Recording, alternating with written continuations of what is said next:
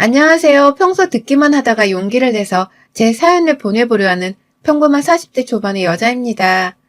결혼한 지는 11년 차이고요. 오늘 제가 말씀드릴 저의 사연은 바로 제 시어머니와 남편의 대대손손 이어지던 집안에 관한 것입니다. 무엇을 들어도 상상 이상일 테니 각오 단단히 하시고 사연을 들어주시길 바래요. 괜히 타자를 치는 지금 제 손에 땀이 차는 듯 하네요. 저는 맞선을 보고서 저희 남편과 결혼했습니다. 지금은 간암투병을 하다가 돌아가셨지만 11년 전에는 제 옆에 살아계셨던 아버지께서 억지로 내보낸 손자리였어요. 상당히 옛날 분이셨고 또 배움의 끈이 짧으셨던 저희 아버지는 친구들의 입을 건너 듣게 되었던 남편의 집안에 대해서 굉장히 호의적으로 생각을 하셨습니다. 시댁이 저희 친정과 가까운 동네의 자리에 있어서 서로 아는 사람들이 몇몇 있었거든요. 말로만 듣던 종갓집이라고도 하고 또 그 가족 구성원들 중에서 공무원으로 일하는 사람들도 둘이나 있었고 또 자식들 4명 중에서 지방에서 사업을 하는 1명을 제외한 나머지 3명이 전부 다 서울로 가서 자리를 번듯하게 잡고 있다는 사실에 번쩍 놀라셨던 것이죠. 지금이야 뭐 대다수의 사람들이 직장을 구하거나 대학을 가기 위해 서울에 자리를 잡고 살고 있으니 서울살이가 여기저기 익숙하기도 하고 SNS가 발달되어 있어서 영상이나 사진으로도 서울 모습을 쉽게 접할 수가 있다지만 예전은 그러지 않았거든요. 저희 아버지 세대 때만 하더라도 누구 연고가 있거나 직장을 옮겨서 가지 않는 이상은 쉽사리 도전하기가 쉽지 않은 도시였습니다. 더군다나 시골살이가 익숙했던 저희 아버지 혹은 어머니껜 더더욱요. 그렇다 보니 아버지는 저를 억지로라도 서울에 대학을 보내려 하셨고 또 결혼도 서울 사람이랑 어떻게든 치르게 하려 하셨어요. 그 성화에 못 이겨 제가 어떻게든 공부를 해서 서울로 대학을 가기는 갔지만 결혼만큼은 제가 원하고 쉽사리 이루어질 수 있는 게 아니었습니다. 저는 어떻게든 서울에서 직장을 잡고 열심히 살면서 하루하루 만족을 하고 있었는데 늘 결혼을 빨리 하지 않고 있다며 딸 걱정만 하시던 아버지가 급기야 주변에 있다는 종갓집의 대단한 집으로 저를 어떻게든 맞선을 보게 만드셨죠. 보잘것없는 친정이었고 돈이 많은 집도 절대로 아니었습니다. 아버지는 그 당시부터 몸이 편찮으신 분이셨고 그래서 저희 어머니가 그 시골에서 밭일하고 시장 나가며 장사를 해서 돈을 벌고 계신 집안이었습니다. 그런데 이런 집안의 딸과 자신의 아들을 맞선 보게 해주겠다고 선뜻 허락을 했던 그 당시의 시댁이 좀 의아하긴 했었습니다. 어째서 나의 조건을 이리 선뜻 허락해 주셨나 싶어서 많이 좀 이상하긴 했지만 그래도 일단 맞선 자리가 생겼고 또 아버지가 소개를 시켜주신 것이라면 분명 나에게는 나쁜 자리가 아닐 것이라고 생각을 했는지라 그 자리에 나섰어요. 거기서 남편을 처음 만났고요. 저희는 둘 다 집이 지방이었는지라 자취를 하고 있었는데 자주 서로 밖에서 만나 데이트도 했고요. 그 당시 서울에 같이 거주를 하고 있던 남편의 다른 형제들이었던 두 형님과도 몇 번 왕래를 했었습니다. 그러다가 결혼하게 되었고 살림은 서울집에 차리게 되었어요. 그런데 참 이상하죠. 결혼을 했는데 저는 마치 서울에 살지 않은 듯한 묘한 기분을 느꼈어요. 시어머니의 너무 잦은 연락과 관심 때문이었습니다. 남편에게는 지방에서 사업을 하는 큰 아주버님이 한 분 계시고 남편은 막내이자 차남이었거든요. 그런데 결혼해서 보니 지방에 사신다던 그 아주버님이 시부모님이랑 완전히 연을 끊었더라고요. 결혼을 하셨는데 고부관계 때문인지는 잘 모르겠지만 부부가 둘 다 시부모님이랑 사이가 많이 안 좋으셨다고 하고 그래서 제가 결혼을 할 당시에는 연락도 제대로 하지를 않고 지낸다 하셨어요. 저도 두 분 내외는 저희 결혼식 때에만 아주 잠깐 뵈었었고요. 그렇다 보니 결혼을 하고 나니까 저희 남편이 이 집안의 장남 같고 제가 이 집안의 맏며느리 같은 존재더라고요. 뭐 거기까지는 가족들 사이가 그렇다고 하니 충분히 이해를 하고 받아들일 수 있었습니다. 하지만 문제는 그 다음이었죠. 지난 결혼 11년간 저희 시어머니께서는 맏며느리라는 존재는 무조건 자신에게 복종을 하고 무릎을 조아려 하는 그런 하찮은 존재로 생각을 하셨어요. 말투에서부터 모든 걸 느낄 수 있었죠. 일단 시어머니는 제가 결혼을 하자마자 일을 그만두라고 명령을 하셨고요. 그 이유는 다름 아닌 2세를 생산해야 하기 때문이라고 말씀하셨습니다. 정확히 2세를 낳는다도 아닌 2세를 생산한다는 굉장히 이상한 단어를 쓰시며 말씀을 하셨고요. 그 후 저는 남편까지도 나서서 일을 그만두고 그냥 아이를 낳는 데 시간을 쏟아보자 라며 말을 하는 바람에 직장을 관두게 되었어요. 하지만 그 후 바로 이상한 낌새가 느껴졌죠. 일을 그만두고 나니 시어머니가 제게 자꾸만 주부니까 시간이 남아 돌 거라면서 시댁에 오라고 하는 겁니다. 거리상으로 제가 직접 운전을 해도 반나절이 걸릴 곳인데 자꾸만 오라고 말이죠. 제가 그 당시 수능 끝나고 받았던 운전면허증이 있긴 했지만 단 한 번도 제 차를 사본 적이 없어서 운전을 해본 적이 없었거든요. 그런데 옆에서 시어머니가 하도 시댁에 빠릿빠릿하게 그리고 자주 내려오라고 성화를 내시는 바람에 저는 직접 운전도 배워야 했어요. 한번 그렇게 내려가면 저는 너 그냥 오늘은 집에 가지 말고 우리 집에서 자. 내가 네 남편한테 잘 얘기할 테니. 라고 하면서 저를 급기야 외박까지 시키며 시댁에 묶어두셨고요. 그렇게 가면 저는 늘 여유란 게 없이 뭘 참 많이도 했습니다. 김장철엔 김장을 담그고 곶감을 멜 땐 또 곶감 말리는 걸 도와드리고 철마다 집안 연례 행사나 다름이 없는 제사가 찾아오면 맏며느리답게 또 모든 제사를 며칠간 준비하며 차려내고 정말 이 짓거리를 결혼하자마자 시작했어요. 아버지가 잘 살라고 해서 서울로 대학까지 보내주셨고 그래서 내 꿈 가지고서 서울에서 직장 다니며 잘 살고 있었는데 이런 저를 한순간에 시골 마을로 평일 내내 왕래를 하며 남의 집 제사나 차려주고 남의 집 어머니를 떠받드는 꼴로 만들어버렸습니다. 결혼이란 제도가 한순간에 저라는 여자를 그렇게 만들어버렸어요. 물론 이게 다 줏대 없이 그만두랬다고 회사를 그만두고 시댁에 오랬다고 쫄래쫄래 찾아온 저의 잘못이란 것도 잘 알고 있습니다. 하지만 시댁이란 존재는 저한테 그랬어요. 반항을 하면 분명히 나를 미워하실 게 뻔한데 나는 남편이랑 평생을 살 각오로 결혼을 한 것이었기에 시어머니로부터 받을 평생의 미움이 너무 무서웠습니다. 그렇게 미움을 받으며 남편이랑 잘 지낼 자신도 없었고요. 그래서 내가 이혼을 하지 않는 이상 시어머니와 관계를 무조건 잘 챙겨가면서 좋게 이어나가야 한다 여겼어요. 사회생활을 잘해서 오래도록 살아남으려 하듯이 말입니다. 하지만 이로 인해서 저는 마음의 병을 정말 제대로 얻었어요. 저는 평일에도 수시로 시댁을 왔다 갔다 하면서 왕래를 했어요. 이럴 바에는 그냥 차라리 좀 더 회사를 다니며 서울 생활을 하다가 자연스럽게 서울에 살고 있는 사람을 만났으면 어땠을까 하는 생각도 들 정도였죠. 내가 도대체 어디에 살고 있는지 분간이 안 갈 정도로 시어머니는 저를 주기적으로 시댁에 불러대셨습니다. 그러고 나서 바로 옆에 친정이 가까이 있으니까 저도 저희 부모님 얼굴이 보고 싶어서 친정에도 한번 가보려 했습니다. 그런데 그럴 때마다 시어머니는 귀신같이 저를 눈치채고서는 너 친정 갈 생각 하지 말고 바로 서울 올라가서 네 남편한테 이거 해먹어야 한다. 이거 금방 상하는 거라서 네가 조금만 게으름 피우면 네 남편한테 못 먹이는 거야. 알았어? 내가 네 남편한테 전화해서 먹었는지 안 먹었는지 다 확인할 거야. 라면서 말씀을 하셨어요. 꼭 쉽게 상할 만한 생선 같은 요리를 제 트렁크 안에 보란 듯이 실어 놓으시고는 빨리 서울에 가서 자기 아들한테 이걸 먹이라는 말을 신신당부하셨습니다. 그걸 처음에 전혀 눈치채지 못하고 네 하면서 넙죽 받아서는 서울로 늘 빠릿하게 돌아가곤 했는데요. 이것도 제가 나중이 되어서야 눈치를 챘어요. 그냥 며느리가 친정에 가는 꼴을 보고 싶지 않아서 빨리 서울로 보내버리려고 어머님이 낸 꾀였습니다. 그러다가 7년 전 내내 임신이 되지 않아서 시댁 그리고 남편의 눈치를 보고 살던 그때 시어머니가 제게 돌이킬 수 없는 큰 죄를 저지르셨습니다. 어처구니 없게도 그 죄를 저지른 시어머니께서는 절대로 자신이 잘못했다고 인정도 하지 않으셨고 또 그 죄에 대해서 인지조차 못하셨어요. 저는 그날의 1분 1초도 다 기억을 하고 있었습니다.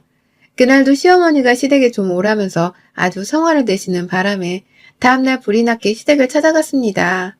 하라는 임신을 하지 않은 채 언제까지 홀몸으로 그렇게 있을 거냐면서 도착을 하자마자 저한테 삿대질을 하며 혼을 내시더라고요. 임신도 못하는 애인 줄 알았으면 감히 우리 집에 들이진 않았다고 하면서 말이죠. 그때 어머님께서 처음으로 그런 말씀도 하셨어요. 내가 너 대학 좋은 데 갔길래 대가리 하나는 좋은 줄 알고서 결혼을 한 건데 임신도 못하고 있는 거 보니 머리를 제대로 굴렸을지도 모르나 보다. 그렇지 않고서야 어쩜 이렇게 온 가족들을 다 기다리는 임신 소식 하나를 들고 오지를 못하는 거니. 라고 말이죠. 내가 단지 남편보다 좋은 대학을 나왔다는 것 때문에 머리가 좋을 거라 생각을 해서 결혼을 허락하셨다고 하는 어머님의 말씀이 좀 많이 충격이었습니다. 그래서 그렇게 별 볼 일 없는 우리 집을 사돈으로 맞이하신 거고, 그래서 나를 이렇게 함부로 대해도 되는 줄 알고서 쉽사리 굴려먹으려 하는 거구나 하는 것도 알아차렸죠. 혼이 나서 기분이 나쁜데 자존심도 너무 상했고요. 그런 말을 그렇게 뻔뻔하게 하는 시어머니가 너무 미워서 눈을 어디다 둬야 할지 모르겠더라고요. 눈물이 나오려고 하는 모습을 너무 창피했던 나머지 보이고 싶지가 않았습니다. 그런데 시어머니는 그걸 보면서 너 지금 나한테 눈을 부라린 거냐? 라고 하면서 아주 노발대발을 하셨어요. 그때부터 거의 1시간 가까이 임신과 머리가 나쁘다는 것에 대한 폭언을 들어야 했고요. 바로 옆에 계시던 시아버지께서는 쟤는 더 혼이 나야 돼. 라고 하면서 오히려 시어머니의 화를 더욱 북돋아주는 발언까지 서스럼없이 하셨어요. 그 바람에 저는 시댁 시골 마당에서 거의 무릎까지 꿇은 채로 혼을 받아야 했고 그 바람에 제 가방 속 핸드폰을 제대로 확인하지도 못했습니다. 전화가 울리길래 가방을 꺼냈고 핸드폰에 뜬 엄마의 이름의 전화를 받고 싶었는데요. 시어머니가 하던 짓을 멈추라면서 마당 위에 있던 잡초를 던지신 바람에 제 눈에 흙이 들어갔어요. 그날 저는 어이가 없는 이유로 혼이 나다 눈에 흙까지 쳐맞아서는 읍내에 있던 안과에 실려가도 도망쳐 갔어요. 혼자 운전을 해서 찾아가서는 치료를 받았고 그제서야 차 안에서 눈물도 안 나올 채로 멍하니 생각이란 걸 하게 되었죠. 내가 왜 이러고 살고 있나 싶어서 말이죠. 나 그냥 이대로 더 못 살고 이혼을 해야겠다 싶은 나머지 독하게 마음을 먹고 핸드폰을 찾았고요. 제 딴에는 심호한테 큰소리 한 번을 떵떵거리며 해보려고 핸드폰을 찾은 것이었습니다. 그런데 엄마한테 거의 수십 통의 부재중 전화가 와 있더라고요. 그리고 그제서야 문자의 통화 내역을 다 찬찬히 확인을 한 후에 제가 단단히 큰 실수를 했다는 것을 알았어요. 아버지가 돌아가셨더라고요. 아버지 돌아가시는 그 순간에 엄마가 계속 연락을 하셨는데 저는 그 연락을 시어머니께 혼난다고 받지를 못했었더라고요. 그러다가 제가 흙까지 눈에 맞는 바람에 안과를 가느라 시간은 더욱 지체가 되었고 그 사이 아버지는 내내 저를 기다리다가 세상을 뜨셨습니다.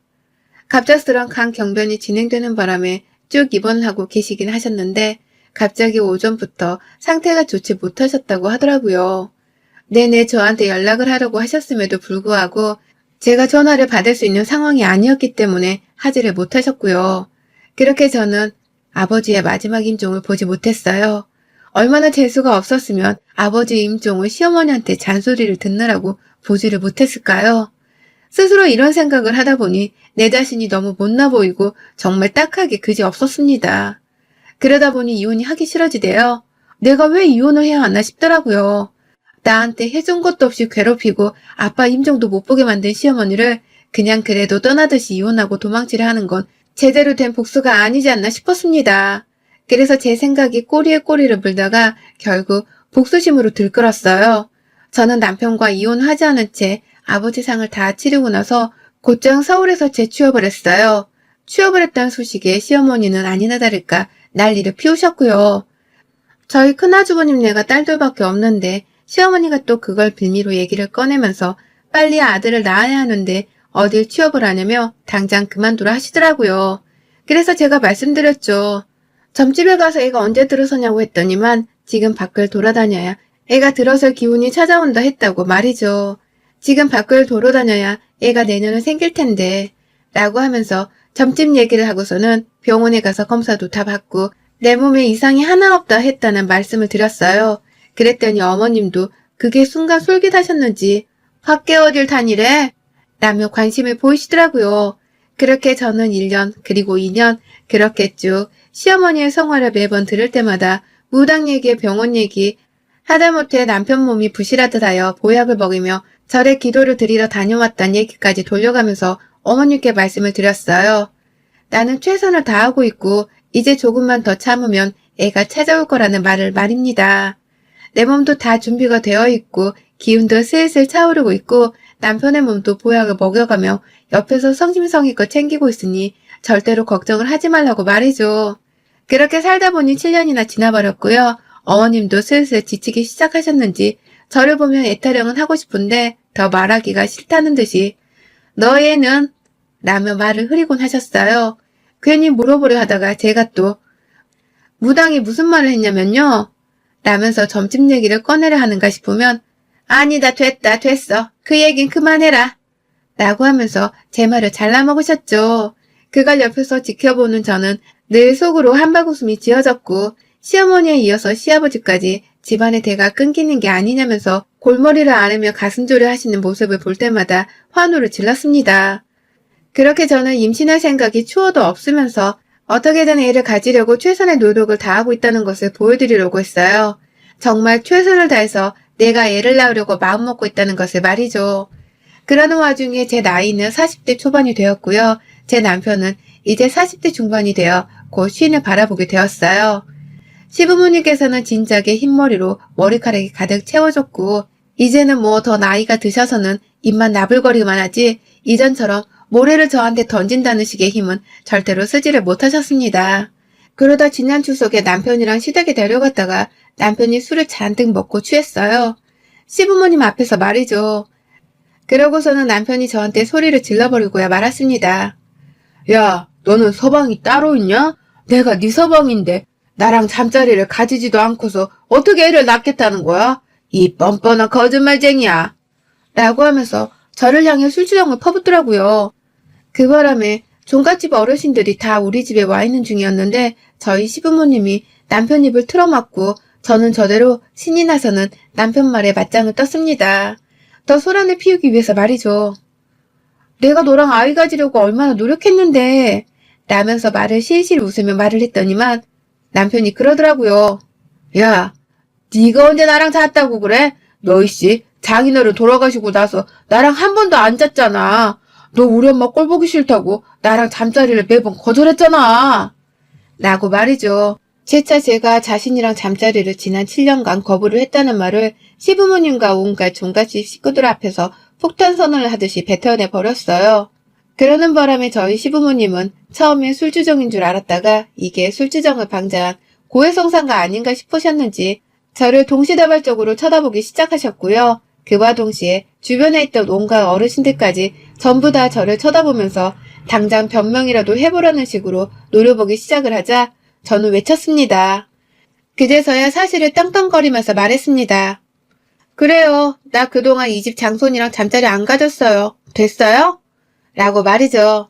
집안의 씨를 확 끊어버리려는 거 차마 약은 타먹이고 싶지 않아서 가장 정직한 방법으로 임신을 회피했다고 당당하게 말씀을 드렸습니다. 시어머니의 얼굴을 아주 반듯하게 쳐다보고서는 뭐 내가 잘못한 거 있어요? 요즘은 시댁에서 부부 사이 일도 간섭을 하나? 라고 하면서 더욱 적반하장으로 소리를 질러댔죠. 불만 있으면 이혼을 시키라고 나도 이혼을 할 준비가 되어 있으니 이혼을 시키라면서 소리를 질렀습니다. 그러자 시아버지는 노발대발, 시어머니는 주변 식구들 귀를 틀어막는다고 난리법석. 정말 난장판도 그런 난장판이 따로 없었어요. 하지만 시부모님 중에서 어느 누구도 저한테 이혼하라고 큰 소리를 칠 수 있는 사람은 없었습니다.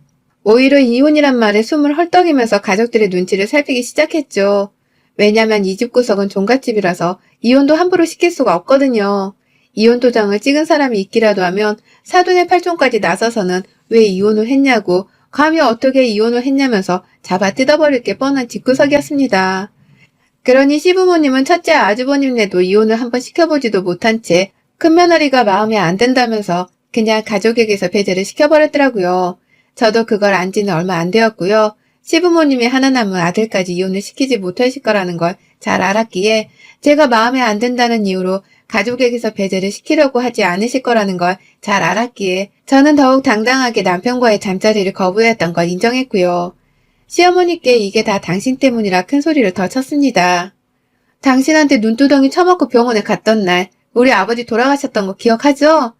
며느리가 지 아버지 임종도 못 보게 해놓고서 뻔뻔스럽게 손주를 요구하십니까? 제가 그 꼴을 겪고도 어머님께 손주를 안겨드릴 줄 알았어요. 말도 안 되는 소리. 당신 아들이 밖에 나가서 혼외자식을 낳아오지 않는 이상 내 몸에서는 당신네 핏줄을 절대 안 나올 거예요. 당신네 집구석 대를 끊어버리고 말 거라고. 라면서 취한 남편을 두고서는 저 혼자 친정집으로 가버렸네요. 이게 바로 지난 추석에 있었던 일입니다. 남편은 취해서 무슨 말을 했는지도 기억을 못하고 있다가 다음날 술에서 깨서는 시아버지한테 한 바가지 얻어맞고서는 저한테 연락이 왔어요. 어제 저지른 일에 대해서 같이 수습을 하자고 말이죠. 자기도 힘든데 저하고 이혼을 못하겠고 열심히 살아보려 노력을 할 테니 이제라도 마음 풀고서 같이 시댁에 와 사과를 드리자고 말이죠. 솔직히 말하면 남편도 불쌍한 놈이었어요. 부모를 잘못 만나서는 마누라랑 잘 지내보지도 못하고 엄격결에 잠자리도 가지지 못한 채 자식도 못 낳고 예혼을 하게 되었으니 말이죠.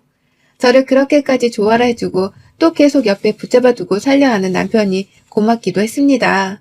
하지만 시어머니를 생각하고 제가 당한 꼴들을 생각하면 자다가도 머리카락이 쭈뼛쭈뼛 서는 것이 도무지 용서가 되지 않았어요. 그래서 그냥 남편에겐 많은 것이 미안했지만 제겐 다 똑같은 것들이라 생각을 할 수밖에 없었습니다. 결국 남편도 제가 시댁에 불려가는 길에 단 한 번을 말려주지 않았던 방관자이기도 했으니까요. 그렇게 저는 남편의 술 몇 잔에 7년간 숨겨왔던 저희 부부의 부끄러운 치부를 시댁 식구들 앞에서 만천하에 드러냈고요. 동시에 집구석의 대를 끊어버리겠다는 짜릿한 경고를 시부모님께 남긴 채 더 이상 시댁 식구들과의 연락은 일절 끊어버렸습니다. 더 이상 연도 없고 시댁에 불려갈 일도 없을 거고요. 아직 충격에서 못 헤어나왔는지 시어머니 연락이 없으신데 오기만 하면 보란듯이 약을 올리고서는 전화를 끊어버리려고요. 니네 집 대가 끊겼는데도 여태 정신 못 차리고 나한테 시집살이를 시키려 전화를 한 거냐면서 잔뜩 약 올릴 준비를 하고선 핸드폰을 잡고 대기 중입니다. 그 와중에 남편하고는 일단 화해를 하고서 잘 지내보려 하는 중이지만 그럼에도 잠자리는 앞으로도 없을 거고요. 뭐 정하고 싶으면 남편한테 거기를 묶으라고 했는데 지금 남편 표정이 진지한 걸 보니 조만간 이 사람이 진짜로 자기 것을 묻고 나타날 것 같습니다. 그러면 결론적으로 시부모님께는 큰일 날 일인데 저한테는 좋은 일이겠죠. 우리 시모는 지금쯤 피눈물을 흘리고 계실 텐데 찾아가서 얼굴 보고 이 사실을 고해줘야 하는지 생각 중이랍니다. 과연 얼마나 또 충격을 받으실지 안 봐도 뻔한지라 너무 신이 나네요. 그러게 좀 적당히 시집살이 부리고 살 것이지. 그 할매는 왜 그리 독하게 며느리를 지지고 볶고 사셨는지요. 뭐든 도가 넘으면 이 꼴이 나는 겁니다. 여러분의 생각은 댓글로 남겨주세요. 오늘도 시청해주셔서 정말 감사합니다.